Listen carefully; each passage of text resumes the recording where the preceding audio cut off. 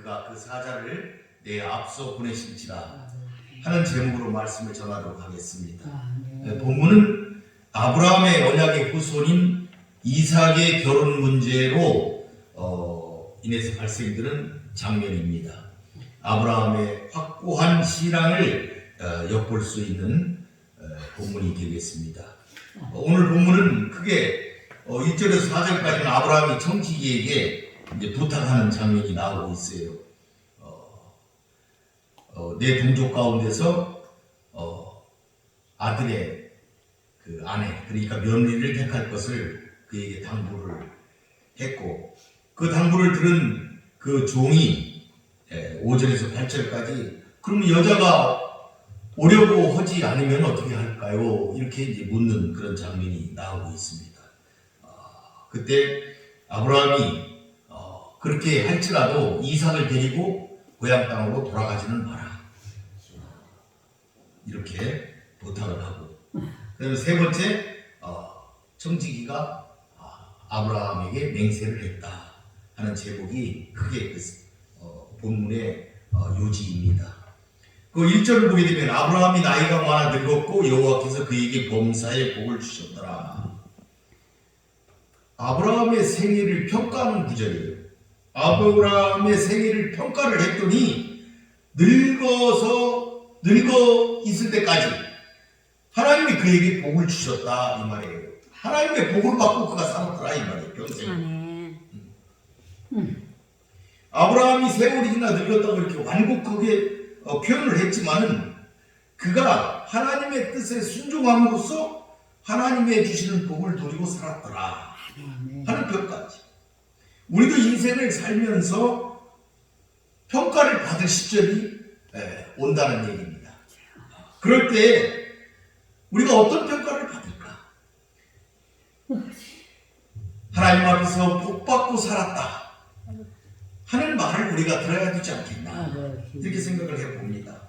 모두 하나님으로부터 그런 평가를 받는 여러분이 되시기를 바라겠습니다. 2절에 보니까 아브라함이 자기 집 모든 소유를 맡은 늙은 종, 그에게 말을 했어요. 내 허벅지 밑에 네 손을 넣어라. 맹세를 해라 이 말이죠. 지금 여기 보니까 이제 아브라함이 그 아들을 위해서, 며느리를 구하기 위해서 지금 이제 그 종과 대화를 하는 장면입니다. 이때는 아브라함이 몇 세쯤 되었을까? 이렇게 성경을 보니까 이삭이 40세에 결혼을 했으니까, 아브라함은 100세에 낳은 아들이니까 아브라함은 140세가 되었을 거고, 그 다음에 그 아내 사라는 죽은 지 3년이 되었다. 왜냐하면 사라가 127세에 127살을 살고 죽었으니까, 그때 이삭이 37살이었거든요. 이삭이 37살 때 그 어미가 죽었어요, 사라가. 그랬는데 40세가 되었으니까 그 어머니가 죽은 지 한 3년 되었을 것이다, 이렇게 보는 그런 시점입니다. 그러니까 그때 자기 어머니 장례를 치른 지 얼마 안 된 한 3년여간 흐른 즈음에 지금 일어난 사건이다, 이렇게 우리가 이해를 하면 되겠습니다.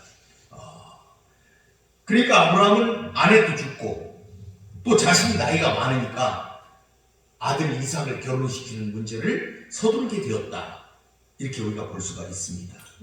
하지만 하나님 중심으로 살아가는 아브라함은 아무리 급해도 언약의 후사인 이삭의 결혼 문제를 하나님의 뜻대로 하기 위해서 신중하게 지금 접근하고 있는 그런 모습을 우리가 볼 수 있습니다. 늙은 종에게 업무를 맡겼어요. 이 일을 맡겼어요. 늙은 종 엘리에셀로 추정이 되는데 그에게 아브라함이 일을 맡겼다. 큰 일을 맡겼다. 그 종은 아브라함의 집안의 모든 일을, 대수사를 다 맡아서 직접 관할하는 그런 종이었어요. 이런 종에게 아브라함은 정말 중요한 아들의 혼사 문제까지도 그에게 맡겼다. 얼마나 그를 신뢰했는가 이걸 우리가 볼 수가 있겠지요. 그래서 아브라함은 본사 문제를 종에게 정중하게 지금 부탁을 하고 있다 이렇게 볼 수가 있습니다. 여기 보니까 허벅지에 손을 넣어라 이렇게 성경은 기록하고 있는데 굉장히 완곡하게 지금 표현을 하고 있는 거예요. 아브라함이 자신의 사타구니 밑에 종 보고 손을 넣고 맹세를 하도록 이렇게 지시하고 있는 것이 부탁하고 있는 것입니다. 이런 의식, 사타구니에 손을 집어넣고 하는 이런 의식은 그 유목생활을 하는 베두인 족속에게 지금도 남아있고 고대 근동에서는 가장 강력하고 엄숙한 맹세를 할 때 하는 자세다 이렇게 알려져 있습니다. 그리고 이 의미는 종들이 대를 이어서 충성을 하겠다 하는 의미도 들어있다고 합니다. 지금 아브라함은 연로한 상태로 아들의 혼사 문제를 종에게 맡기기 때문에 종에게 다짐도 받고 이 일에 성심을 다해줄 것을 간곡하게 부탁하기 위해서 지금 이 일을 하고 있다 이렇게 볼 수가 있습니다. 3절을 한번 보겠습니다. 내가 너에게 하늘의 하나님 땅의 하나님이신 여호와를 가르쳐 맹세하게 하노니 너는 내가 거주하는 이 지방 가나안 족속의 딸 중에서 내 아들을 위하여 아내를 택하지 말고 이렇게 얘기를 했어요. 그러니까 여기 굉장히 중요한 게 나와요. 아브라함의 믿는 그 하나님은 하늘과 땅의 하나님이시다 이 말이에요. 그리고 그분의 이름이 여호와시다. 그러니까 여호와가 하나님이신 것, 그 다음에 그 하나님이 하늘과 땅의 주제라는 것, 주이시다는 것, 그것을 그런 하나님을 지금 믿고 있는 거예요. 그 하나님께 맹세하게 하는 거예요. 그렇게 볼 수가 있는 겁니다. 그러니까 지금 그 지방에서 여러분 아브라함이 살았던 그 우르나 하란이나 그런 데서는 믿는 신이 뭐예요? 달신을 믿고 있잖아요. 달의 신을 믿고 있어요. 그런데 그런 신을 믿는 것이 아니고 아브라함은 하늘과 땅을 창조하신 여호와 하나님을 믿었더라 이 말이에요. 신이 달라요. 다른 신을 믿고 있는 거예요. 아브라함은. 아브라함이 믿는 신은 여호와였다. 그 여호와가 천지의 주제이셨다. 그분을 그는 믿었다 하는 것입니다. 그분을 가지고 맹세를 하게 하는 것은 그 맹세를 하는 사람이 그 일을 운명처럼 받아들여서 하겠다는 어떤 그런 의미가 그 가운데 있는 것이죠. 그래서 하늘의 하나님과 땅의 하나님, 온 우주를 통치하시는 하나님을 가르쳐 맹세하게 하는 그야말로 엄숙하게 이를 데 없는 그런 지금 일을 지금 하고 있는 것이지요. 이처럼 아브라함이 전 우주의 통치자이신 절대적인 하나님을 가리켜 맹세하게 했던 것은 이 혼사 문제, 이 혼사 문제를 이 하나님 여호와의 뜻대로 되어지기를 온전히 맡기기를 원했기 때문에 이와 같이 하나님을 향하여 맹세하게 했다. 이렇게 볼 수가 있습니다. 그러니까 아브라함이 온전히 맡기기를 원했던 이 하나님은 온 우주를 섭리하시는 하나님이시다. 이걸 또한 그가 믿었다는 얘기죠. 하나님은 섭리하시는 하나님이시다.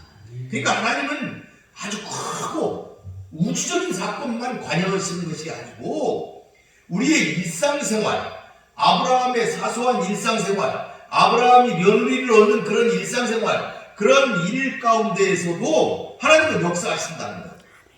그리고 하나님의 이런 통치에서 벗어날 수 없다는 것. 그것을 아브라함이 믿고 지금 그것을 추진하고 있다. 이렇게 말을 할 수가 있는 것이죠. 그래서 이러한 사실, 하나님이 여호와가 하나님이시고 천지의 주제시라는 것을 인정하는 사람만이 아브라함처럼 모든 문제를 하나님 앞에 겸손히 내어놓을 수가 있다. 그리고 도움을 청할 수가 있다. 하는 것을 우리가 깨달을 수가 있고 이와 같은 일을 하는 이와 같은 아브라함은 성실한 신앙을 소유하고 있었구나 하는 것을 우리가 알 수가 있습니다.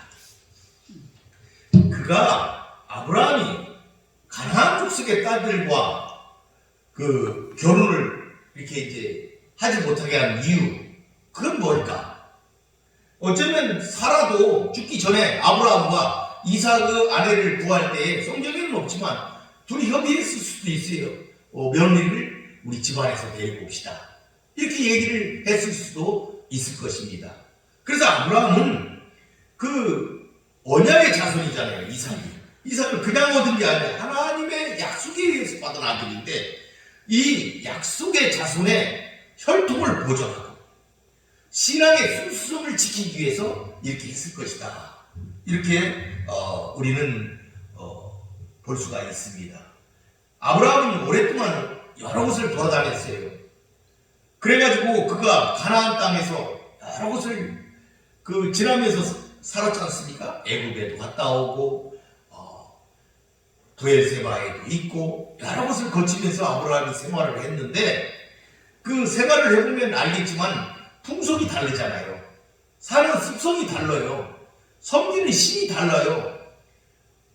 그러니까 아브라함이 볼 때는 그게 그들이 놀라는 거예요. 아브라함은 경건하지 않습니까? 경건한 아브라함이 봤을 때 그들 가나안 사람들의 생활이 문란했다. 이렇게 볼 수가 있어요. 그리고 그들은 우상을 숭배하고 있었어요. 그러니까 그게 마음에 들지가 않는 것이지요. 그런 우상 숭배하는 집안에서 여자가 들어오면 그 집안도 그 우상에 휩쓸리기가 쉽지 않습니까? 솔로몬이 우상을 믿는 많은 이들을 왕비로 맞이할 때 그들을 위해서 예루살렘 성전 곁에 그들 신들의 사장을 다 지어줬잖아요. 혼란스러워지잖아요. 그러니까 아브라함은 이런 것을 막고 싶었던 거예요. 자기 집안의 경건성을 확보하고 싶었다. 이렇게 볼 수가 있지요. 그들과는 신이 다르잖아요. 믿는 신이 달라요. 그래서 아브라함은 이런 것들로 인해서 자기의 친척 중에서 그걸 데려오고 싶어 했다 하는 것을 우리가 알 수가 있습니다. 그리고 아브라함은 그렇기 때문에 하나님이 기뻐하시지 않을 것이다. 하나님이 원하시는 바는 내 동족 중에서 며느리를 고르는 것일 것이다. 이런 확신을 그는 가지고 있었다. 이렇게 볼 수도 있습니다. 그래서 성경에 보니까 성경에서도 신약에서도 또 구약에서도 뒤에 이방인과의 결혼을 금하는 그런 이유가 우상 숭배 때문에 그렇다. 출애굽기에서는 그렇게 얘기를 하고 있고 신약에서는 사도 바울이 고린도 교회를 향해서 멍에를 같이 매지 마라 이렇게 하면서 가정이 윤리적인 어떤 죄에 빠질까봐 믿지 않는 자와 결혼을 했을 때 일어나는 그 같은 위험에 대해서 경고를 하고 또 우상을 숭배하면 안 되니까 참된 믿음으로 나가야 되니까 사도 바울이 그렇게 금했던 그 같은 것들을 우리들은 볼 수가 있습니다. 4절에 보니까 내 고향 내 족속에게로 가서 내 아들 이삭을 위하여 아내를 택하라 이렇게 아브라함이 말하고 있습니다. 내 고향이라는 얘기는 하란을 얘기하는 거죠. 갈대아 우르가 아니고 갈대아 우르까지 가는 것이 아니고 하란 그곳을 얘기하는 것입니다. 이 하란은 아브라함의 부친 데라가 온 가족을 이끌고 갈대아 우르를 떠나서 정착한 유프라데스 강 유역에 있는 성읍이지요. 아브라함의 친족들이 지금 계속 거기에 살고 있는 것입니다. 물론 그들은 아직도 우상을 섬기고 있어요. 그런데 그들은 우상을 섬기고 있었지만 하나님에 대한 지식은 있었어요. 왜 그러냐면 자기의 친족인 아브라함과 조카 롯이 하나님의 명령을 따라 가나안으로 떠났지 않습니까? 그렇기 때문에 하나님에 대한 지식이 그들은 있었어요. 그리고 이 뒤에 이 종이 리브가를 데리러 갔을 때에도 그곳 사람들이 하나님이 하신 일이니까 이거 이루어져야 된다. 그러면서 하나님을 인정했던 그런 기록들이 있는 것을 볼 수가 있습니다. 그래서 아브라함은 하나님의 명령을 따라 떠나온 바로 그 친족에게로 가서 하나님께 주신 언약을 이어갈 아들 이삭의 아내를 구하고자 했다. 이렇게 볼 수가 있습니다. 그러니까 풍속이 같잖아요. 자기 족속이니까 먹고 사는 게 같아요. 사는 방식이 같고 또 하나님에 대한 지식도 있고 또 믿을만 해요. 자기 집안에 있는 며느리 여자니까 믿을만하다. 그래서 거기서 며느리를 구하고자 했던 아브라함, 그걸 우리가 볼 수가 있다. 이렇게 말할 수 있습니다. 5절에 보니까 종이 이르되 여자가 나를 따라 이 땅으로 오려고 하지 아니하거든 내가 주인의 아들을 주인이 나오신 땅으로 인도하여 돌아가리이까. 굉장히 중요한 질문을 지금 종이 하고 있어요. 다시 그 땅으로 돌아갈까요? 여자가 오려고 하지 않으면 거기고 결혼을 해야 되니까 그 이삭을 데리고 그로 돌아갈까요? 이렇게 지금 묻고 있는 거예요. 여기서 그 여자라는 표현은 원문에는 그 여자, 이렇게 특정한 여자로 이렇게 지목을 했는데 그게 맞는 것 같아요. 어떤 특정한 여자. 그것이 리브가다고는 우리가 볼 수는 없어요. 예를 들면 아브라함이 리브가를 며느리로 맡겠다 이렇게 말한 적은 없고 그 자기 집안 여자를 얻겠다 하는 것만 얘기했는데 누군지는 몰라도 정해져 있는 어떤 여자가 있을 것이다 이렇게 봤던 것이죠. 그러니까 이 성경에 보게 되면은 우리가 지금 24장을 보고 있는데 그 23장에 보게 되면은 거기 뭐라고 하냐면 장사를 지내잖아요.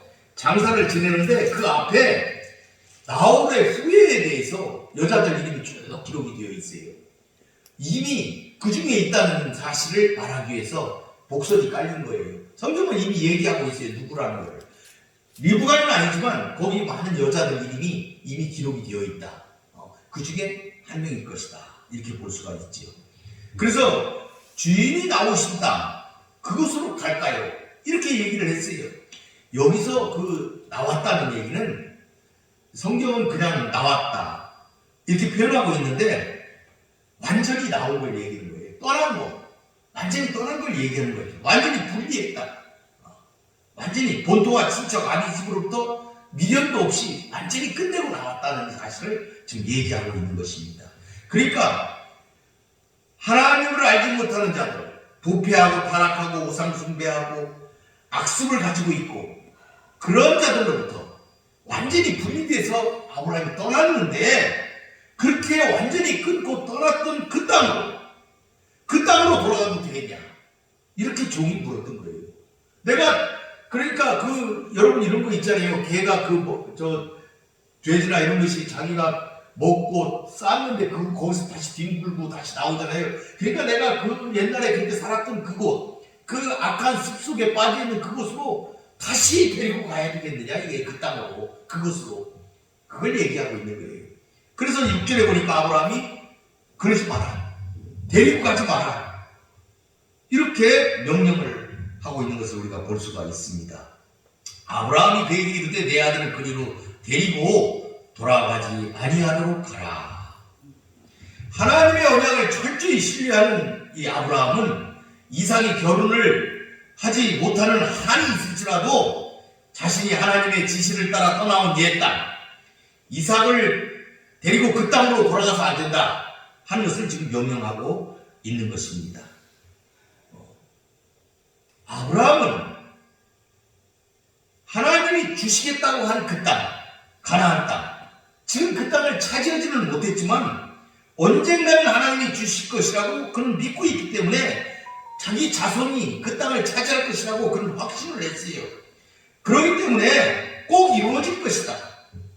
꼭 이루어질 것이다. 이렇게 믿고 있기 때문에 절대로 그 땅을 떠나서는 안 된다. 이렇게 생각을 했던 거예요. 그 땅을 떠나서는 안 된다. 왜? 하나님이 주실 것이기 때문에 그 땅을 지키고 있어야 된다. 이렇게 아브라함은 믿고 있었던 것이죠. 그래서 약속의 씨인 이삭은 반드시 가나안 땅에 살아야 된다.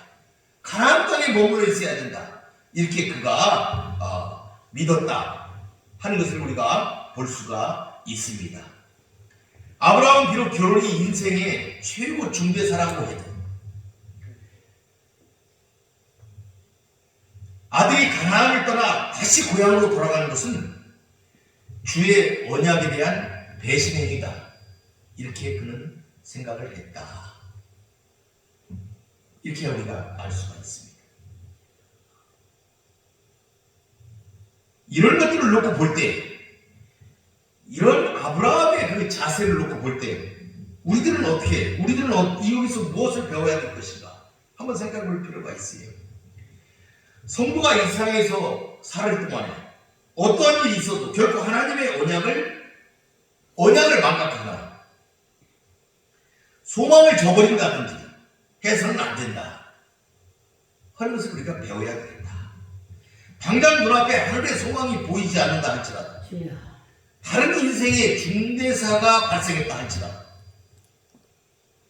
비록 그 일이 잠깐 동안만 있을 일이라 할지라도 결단코 전국 백성된 성도의 직분과 사명을 잊어버리고 죄악된 마음으로 옛 고향으로 다시 돌아가서는 안 되겠다. 성도는 더 이상 과거의 죄악된 세상에 연연하지 말고 영원한 하늘만을 사모해야 되겠다 하는 것을 우리들이 깊이 깨달아야 되겠습니다. 7절에 한번 보겠습니다. 하늘의 하나님 여호와께서 나를 내 아버지의 집과 내 고향 땅에서 떠나게 하시고 내게 말씀하시며 내게 맹세하여 이르시기를 이 땅을 내 씨에게 주리라 하셨으니 그간에 그 사자를 너보다 앞서 보내실지라 내가 거기서 내 아들을 위하여 아내를 택할지니라. 아브라함의 성숙한 신앙을 그 고백을 지금 우리가 듣고 있는 것이지요. 이 말씀에 의하면 떠나게 하신 이도 하나님이시고 주신다고 하신 이도 하나님이시고 그러므로 아직 주어지지 않았지만 곧 우리 자손이 거할 땅 하나님이 반드시 주실 것이다. 이렇게 아브라함은 믿고 있었던 것이죠. 그러니까 하나님이 하신다 이 말이에요. 모든 걸. 지금 이 성경 말씀 하나님이 하신다. 그 사실을 아브라함이 깨달았다 이 말이에요. 그래서 믿었다는 얘기죠. 하나님이 하신다는 거죠. 하나님이다.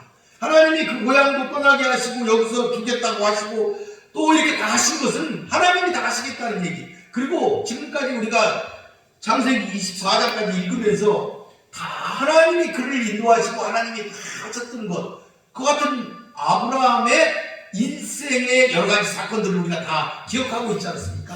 하나님이 다 하셨거든요.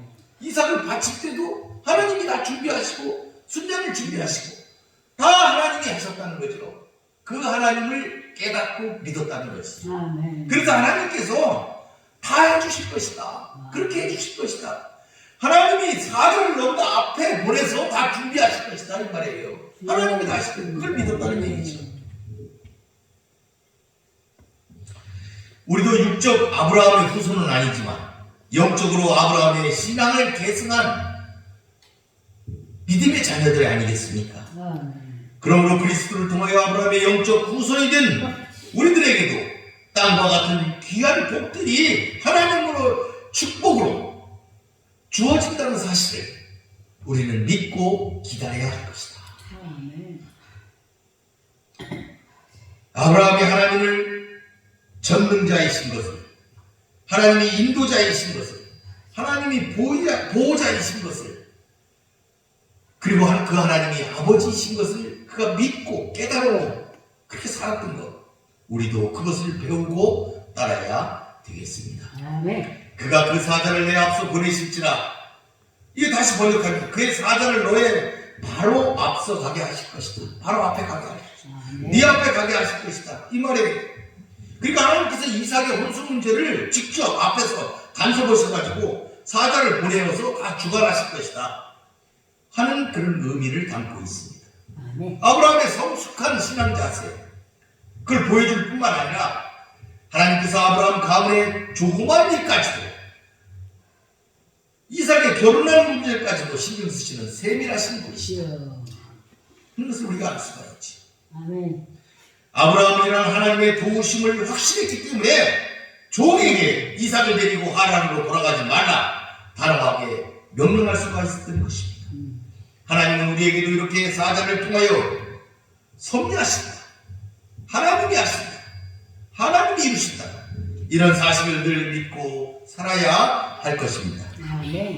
8절 한번 보겠습니다. 만일 여자가 너를 따라오려고 하지 아니하면 나의 이 맹세가 너와 상관이 없나니 오직 내 아들을 데리고 그리로 가지 말지니라. 굉장히 아브라함이 자신있게 자신의 모습을 보여주고 있죠. 신앙의 믿음에 확실히 드러나는 부분입니다. 결코 맹세를 이행하기 불가능한 상황이라면, 따라오지 않는다면 그 맹세에서 너는 자유롭게 될 것이다. 안 되려고 해도 될 것이다. 된다. 이렇게 얘기하는 것이죠.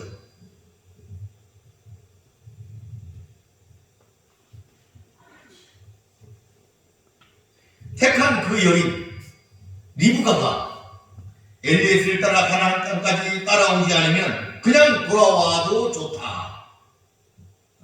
그러나 그 상황이 될지라도 내 아들을 글로 데리고 가지 마라. 이렇게 명령하고 있는 것입니다. 이 말씀은 뭐예요? 이 말씀은 뭐냐면 아브라함이 이 일은 하나님께서 하나님의 방법으로 하나님이 준비하셔서 이루실 것이다. 이런 확신을 그가 가지고 있었다 하는 것입니다. 우리가 배워야 할 모습이라고 생각이 됩니다. 9절입니다. 그 종이 이에 그 주인 아브라함의 허벅지 아래에 손을 넣고 이 일에 대하여 그에게 맹세하였더라. 아브라함의 종은 단순히 그 아브라함의 명령에 순종하는 데만 머물렀던 것이 아닙니다. 그러나 아브라함의 요구를 마음속 깊이 받아들였어요. 공감을 했다 이 말입니다. 그는 아브라함과 마찬가지로 하나님을 섬기는 자였다. 그런 섬기는 자로서 신앙을 가진 자로서 언약의 후사 이삭이 가나안 여인과 결혼해서는 안 된다 하는 사실에 깊이 동감하고 있었다 하는 것을 본문을 통하여 볼 수가 있습니다. 우리도 믿음의 동료들과 함께 깊은 그런 의식을 가지고 함께 신앙생활을 하는 것이 얼마나 중요한 것인가 하는 것을 우리가 한번 살펴볼 수가 있겠습니다. 말씀을 정리하도록 하겠습니다. 첫 번째는 죄에서 떠난 성도는 죄악된 옛생활로 돌아가서는 안 되겠다. 약속의 땅을 떠나서는 안 되겠다. 만일 이삭이 결혼을 이유로 혹은 하나님의 약속의 성취가 지연된다는 이유로 약속의 땅을 떠나 고향으로 돌아간다면 그는 아브라함이 부름받기 이전에 옛생활로 돌아가게 될 것이고 결국 그는 하나님의 뜻과는 무관하게 살다가 세상 사람들과 똑같이 약속 없는 자로 이 세상을 마감하게 될 것입니다.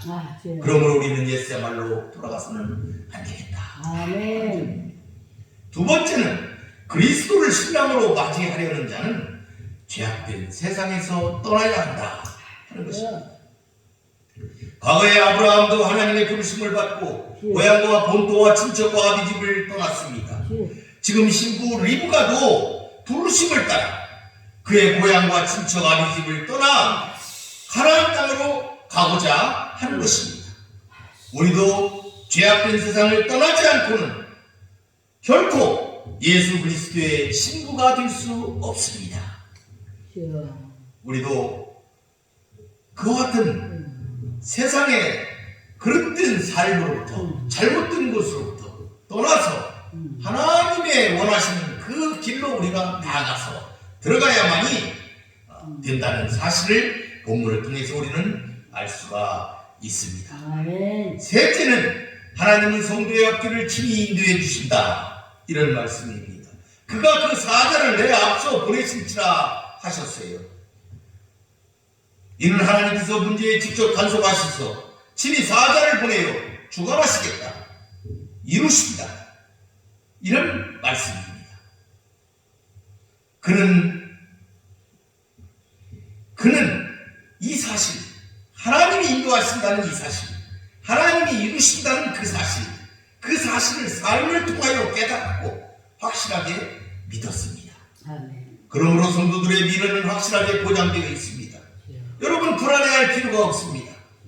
우리는 다만 모든 것을 믿고 하나님께 맡기고 그 길을 선하게 하나님께서 인도해 주실 것이다 하는 믿음을 가지고 기도하며 따라가면 되겠습니다. 그분은 우리의 하나님이시고 우리의 아버지시고 주가 되시는 전능자이시라는 사실을 다시 한번 깨달으시기를 바라겠습니다. 흔들리지 않는 믿음으로 약속의 땅을 바라보며 살아가는 아브라함처럼 우리도 우리를 지키며 인도해 주시는 하나님을 신뢰하십시다. 그리하여 약속을 성취하는 성도 모두가 되시기를 축원드리겠습니다. 말씀을 마치도록 하겠습니다. 기도하겠습니다. 고맙고 감사하신 여호와 아버지 하나님 감사합니다. 오늘은 아브라함의 그 큰 집안에 있었던 그 아들의 결혼 문제를 가지고 아브라함과 그 종이라는 대화를 말씀의 소재로 삼고 전했습니다. 거룩하신 하나님께서는 그 사자를 그 종보다 앞서 그곳에 보내셔서 그 모든 일을 이루신다는 사실을 아브라함이 깊이 인식하고 깨닫고 믿고 확신하며 그 종을 보냈던 그 기사를 우리는 읽었고 배웠습니다. 자비하신 하나님, 우리도 이와 같은 믿음 안에 살게 하여 주시옵소서. 우리가 비록 약하지만 부족하지만 늘 하나님의 말씀 안에서 거하며 말씀을 믿고 기다리며 인내하며 살아가는, 그래서 약속의 성취를 기다리는 그 같은 믿음의 자손들이 되게 하여 주시옵소서. 예수님의 이름으로 기도 올리나이다.